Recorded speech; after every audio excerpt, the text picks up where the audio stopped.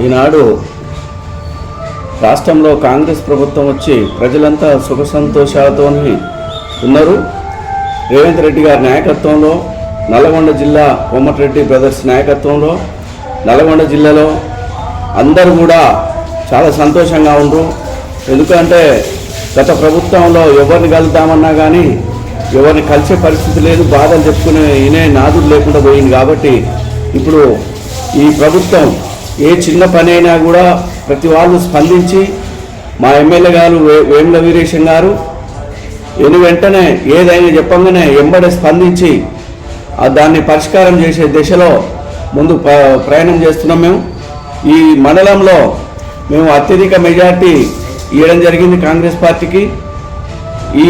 ఈ మండలం నుంచి వెళ్ళి మళ్ళా రేపు రాబోయే ఎలక్షన్లలో కూడా అత్యధిక మెజార్టీతోని మా ఎంపీ గారిని గెలిపించుకుంటాం తప్పకుండా.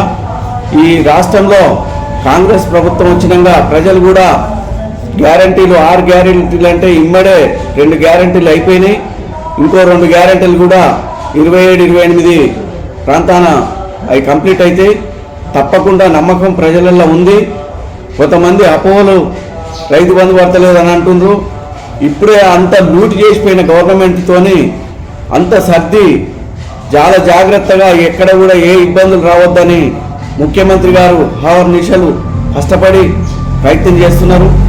తప్పకుండా ఏ అపోహలు పెట్టుకోవద్దు.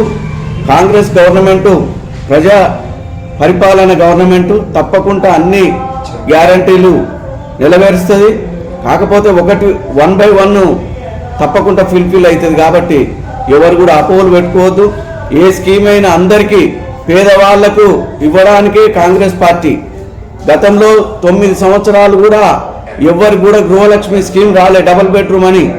ఈ గృహలక్ష్మి స్కీమ్ కింద కూడా తప్పకుండా ముఖ్యమంత్రి గారు ఆలోచన చేసి తప్పకుండా స్కీములు పెడతా ఉన్నారు. తప్పకుండా ఇండ్లు లేని పేదవాళ్ళకి తప్పకుండా ఇండ్లు వస్తాయి. మరీ ముఖ్యంగా ఈ మండలంలో ధర్మారెడ్డి పిలాయిపల్లి కాలువ ఎన్నో ఏళ్ల నుంచి పెండింగ్లో ఉంది. దానికి ముఖ్యమంత్రి గారికి మా మంత్రి గారు కానీ మా ఎమ్మెల్యే గారు కానీ అందరు పోయి అడగంగానే 1000 కోట్ల రూపాయలు శాంక్షన్ చేయడం జరిగింది. అది కూడా వేగంగా పనులు ధర్మారెడ్డి కాలువని వేగంగా పనులు పూర్తి చేయించే కార్యక్రమం ఉంది. రైతులు కూడా సుఖ సంతోషంతో ఉండాలని తప్పకుండా అందరూ కూడా కష్టపడి పని వెంటనే చేయడానికి ఉన్నారు. కాబట్టి తప్పకుండా ఏ అపోహలు పెట్టుకోకుండా ఎవరు చెప్పిన మాయ మాటలకు లొంగకుండా ఉండాలని విజ్ఞప్తి చేస్తూ, ఈ కాంగ్రెస్ పార్టీలో ఎవరైనా కూడా స్వతంత్రంగా బతకడానికి అవకాశం ఉంది తప్ప ఎవరి దగ్గరకో పోయి ఇట్లా చేయడానికి వీల్లేదు. తప్పకుండా మనకు మంచి రోజులు వచ్చినాయి. కాకపోతే ఏంటంటే ఇప్పుడు సర్దుకోవడానికి గవర్నమెంట్ బాగా లూట్ చేసిపోయారు. వాళ్ళు గతంలో 1,00,000 కోట్లు పెట్టి ఆ కాళేశ్వరం ప్రాజెక్టు కడితే అది కూలిపోయే దశలో ఉంది.